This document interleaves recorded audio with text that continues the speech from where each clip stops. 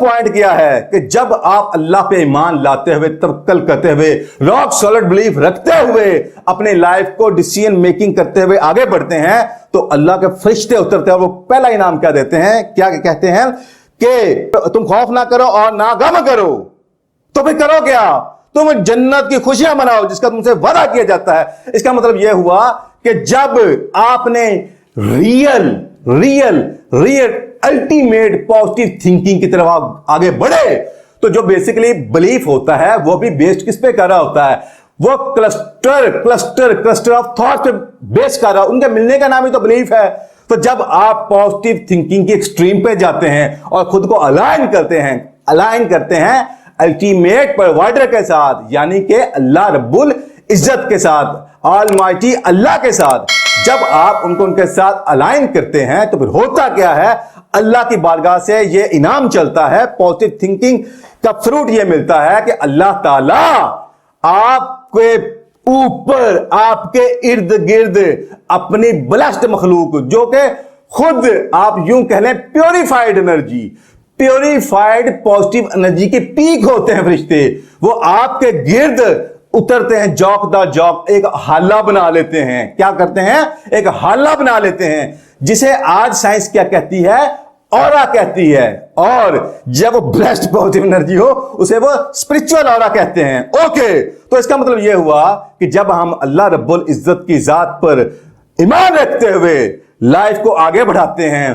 तो फिर फौरी पॉजिटिव एनर्जीज हमारे गिर्द एक हाला बना देती हैं। तो उसके नतीजे में होता क्या है कि आपके लाइफ में कभी भी नेगेटिव एनर्जी स्टे नहीं कर सकेगी।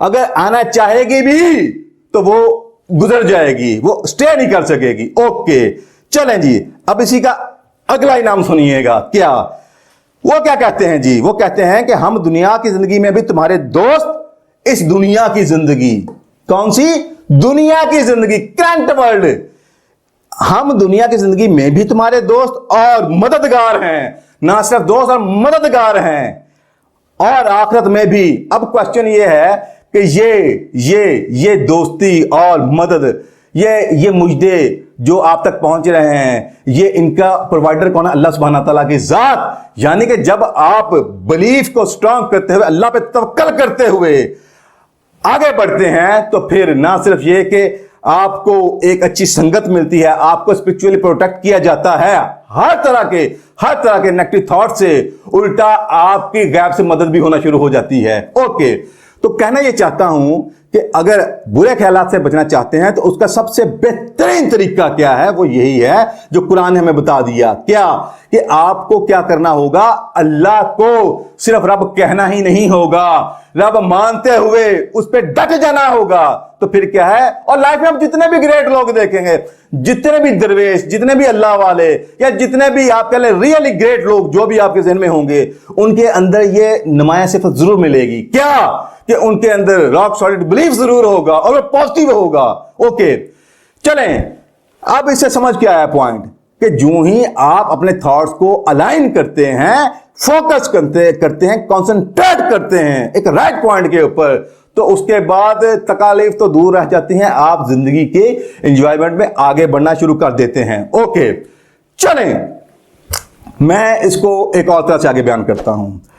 इसका मतलब यह हुआ कि आपको जिंदगी में हमा वक्त एक काम करना होगा। क्या काम करना होगा, आपको फर्स्ट ऑफ ऑल क्या करना होगा, लॉ ऑफ चॉइस के हवाले से आगे बढ़ना होगा। लॉ ऑफ चॉइस के, यानी कि आपको डिसीजन लेना होगा, आपको चूज करना होगा कि यार हां मैं चूज करता हूं।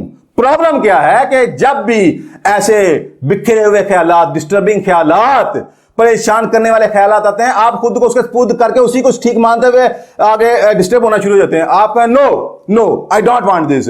फर्स्ट ऑफ ऑल इन नेगेटिव ख्यालात या बुरे ख्यालात या जो भी आप कह लें, इनको आपको एक शटअप कॉल देनी होगी। वो कैसे होगी, फर्स्ट ऑफ ऑल आप लॉ ऑफ चॉइस को समझिए कि अब आपने चूज कर लिया कि अब मुझे डिस्टर्ब नहीं होना, नहीं रहना, और मुझे कुछ बेहतर करना है। तो जब ये डिसाइड कर लिया तो उसके बाद क्या होगा कि आज से मैं अपनी जिंदगी की कमांड खुद लेता हूं और मेरे जितने भी थॉट्स हैं मैं थॉट्स पे हावी हूं, ना कि थॉट्स मेरे ऊपर हावी हैं। यानी दूसरे लफ्जों में you are the master of your thoughts. अगर आप लॉ ऑफ चॉइस के हवाले से राइट डिसीजन लेते हुए जिंदगी को आगे लेके जाते हैं तो इसका मतलब सबसे पहले क्या करना होगा? फर्स्ट ऑफ ऑल आपको शटअप कॉल देनी होगी तमाम नेगेटिव थॉट्स को और चूज करते हुए प्रैक्टिस करना होगा। लॉ ऑफ चॉइस का जो पहला स्टेप है वो प्रैक्टिस होता है कि जब आपने डिसीजन ले लिया कि मुझे ये नहीं करना तो फिर क्या करना है, तो जो करना है फौरी उस पर एक्शन लेना होगा। ओके चलें, अभी मैं इसको थोड़ा सा और एलैबोरेट करता हूं एक हदीस पाक के हवाले से। एक हदीस पाक है तो उसका मफहूम कुछ यूं है कि तुम अल्लाह की इबादत ऐसे करो कि तुम अल्लाह की इबादत ऐसे करो कि जैसे तुम उसे देख रहे हो,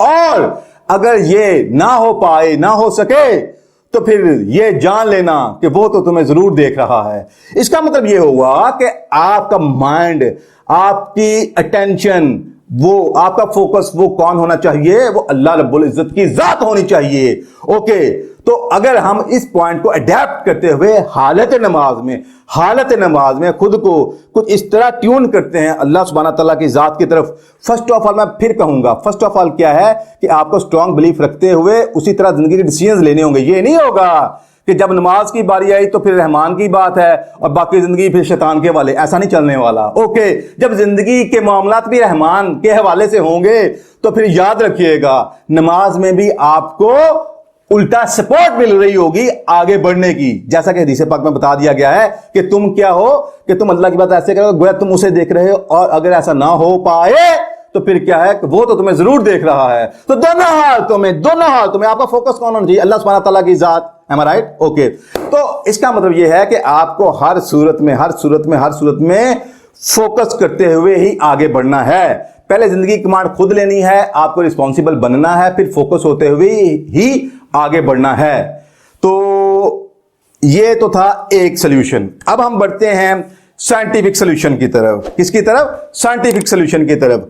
तो आज इसके बेतहाशा जो कि हम ऑलरेडी पहले इसके हवाले से कुछ वीडियोस पहले भी बना चुके हैं, बेतहाशा इसके बहुत से मॉडल्स हैं, बहुत से टूल्स हैं, टेक्नोलॉजीज हैं, टेक्निक्स हैं कि जिनको अल्हम्दुलिल्लाह रब्बिल आलमीन हम प्रैक्टिस भी करते हैं और लोगों की जिंदगियों को बदल भी चुके हैं। तो उसमें से बेतहाशा है, लेकिन मैं आज आपसे एक या दो की शेयरिंग करता हूं। वो सिंपल ये है कि जो आज की करंट वर्ल्ड के अंदर जो एक बेहतरीन टूल माना जा रहा है, सिंपल बट इफेक्टिव, वो कौन सा है? उसे माइंडफुलनेस कहते हैं। क्या कहते हैं जी? माइंडफुलनेस। यानी कि याद रखिएगा कि जब आप करंट लम्हे के अंदर अपने माइंड को फोकस करवाते हैं किसी भी जगह के ऊपर, तो माइंड के पास ये ऑप्शन नहीं रहती कि वो कुछ गलत सोच सके। तो इसका मतलब यह है कि लाइफ में आपको जो भी परफॉर्म करना है, जो कुछ भी परफॉर्म करना है, उसको पूरा अटेंटिवली करना है। सपोज अगर मैं आपसे बात कर रहा हूं तो मुझे क्लियर होना चाहिए मेरे सामने कौन बैठा है, वो उसकी पर्सनैलिटी ट्रेट्स क्या है, वो चाहता क्या है, मुझे डिलीवर क्या करना है, मुझे किस वे में बात करनी है, मैं क्या कहूंगा तो उसका इंपैक्ट क्या आएगा। यानी पूरा मैं फोकस होकर जब करूंगा तो मेरे माइंड के पास गुंजाइश क्या है? कोई गुंजाइश नहीं है, सिवाय ये कि पॉजिटिव थिंक करे, कुछ क्रिएटिव थिंक करे, कुछ प्रोडक्टिव थिंक करे। एम आई राइट? तो ये आपको करना होगा। तो इससे क्या होगा कि माइंड करंट मोमेंट के अंदर अब्जॉर्ब होना शुरू हो जाएगा। तो जो ही अब्जॉर्ब होते हैं तो याद रखिएगा आप माजी से भी बेनियाज हो जाते हैं और मुस्तकबिल से भी बेपरवाह हो जाते हैं। तो जो ही आप करंट मोमेंट के अंदर अपने फोकस को लेके जाते हैं, थिंकिंग प्रोसेस को लेके जाते हैं, तो जिंदगी आपको लुत्फ देना शुरू कर देती है। तो एक तो इसका तरीका ये हो गया, और ये होना नहीं है। मैं आपको बता दूं ये होना नहीं है। इसकी छोटी छोटी प्रैक्टिसेस होती हैं जब तक आपने अभी से उसका स्टार्ट ना लिया।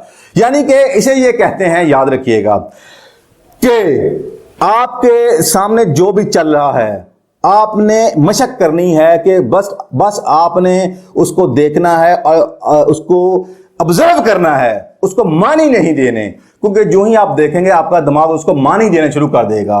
तो जो ही मानी देगा आपका दिमाग फौरी डिस्ट्रैक्ट हो जाएगा। वो जो मीनिंग्स हैं उनसे रिलेटेड जो भी मजीद थॉट्स हैं वो फिर पॉप अप होना शुरू हो जाएंगे। तो आपको करंट मोमेंट के अंदर आपको दिमाग को ट्रेन करना होगा, उसे कुछ इस तरह से फोकस करवाना होगा कि वो बस उसको देखे और ऑब्जर्व करे। ऑब्जर्व का मतलब यह है कि आपको न्यूट्रल थिंकिंग, 0 पॉइंट के ऊपर थिंक करना होगा, उसको मान ही नहीं देने होंगे। तो होगा क्या, जो ही आप इसकी प्रैक्टिस करेंगे और ये जैसे जैसे प्रैक्टिस बढ़ना शुरू हो जाएगी तो आपका जो माइंड है वो ऑटोमेटिकली करंट मोमेंट के अंदर अब्जॉर्ब होकर आपको फजूल ख्यालात से आपको छुटकारा देना शुरू कर देगा। और जो इससे ज्यादा इफेक्टिव वे है वो ये है कि लाइफ में समथिंग ग्रेट मकसद, गोल सेट करें। जो ही आप कोई पॉजिटिव ग्रेट गोल सेट करते हैं तो आपके माइंड के पास कोई चारा नहीं होता सिवाय उस गोल को कैसे अचीव किया जाए। हाउ तो माइंड की जितनी एनर्जी किस चीज पे लग रही होती है, हाउ कैसे करूं। तो होगा क्या, तो वो जो ग्रेट है, वो समथिंग ग्रेट है जो आपको एक्साइटमेंट देता है, जो आपके अंदर एनर्जी भर देता है, जब उसको सामने रखते हुए आप जिंदगी को आगे प्रोसीड करवाएंगे तो हर लम्हा आपको तंग तो क्या करना, चार्ज करना शुरू कर देगा, आपको एनर्जी से फुलफिल करना शुरू कर देगा। तो बाहर क्या, ये साइंटिफिकली सिंपल से वे थे। बाकी इसकी एक्सरसाइज होती हैं, वो कैसी होती है मैं फर्दर हम किसी वीडियोस में खोल के इसको बयान करेंगे। तो आज के लिए इतना ही था। उम्मीद करता हूं कि आज की इस वीडियो से बहुत कुछ डीप में समझने को मिला होगा आपको। तो दुआ है जी, अल्लाह ताला आप सबको सदा खुश रखे, आसानियां दे और आसानियां फैलाने की तौफीक दे, और ये आसानियां फलती फूलती बढ़ती चली जाएं और बिल्लाखिर हमारे मुमलकत पाकिस्तान का जो मुस्तकबिल है वो खुशगवार हो सके। इस दुआ के साथ इजाज़त चाहूँगा। जज़ाकल्लाह, अल्लाह हाफिज़। सिर्फ ज़हनी नहीं बल्कि अमली ज़िंदगी में भी बेहतरी लाने के लिए अभी हमारे चैनल को सब्सक्राइब करें और ज़िंदगी बदल देने वाली वीडियोस के नोटिफिकेशंस के लिए अभी बेल आइकन को क्लिक करें।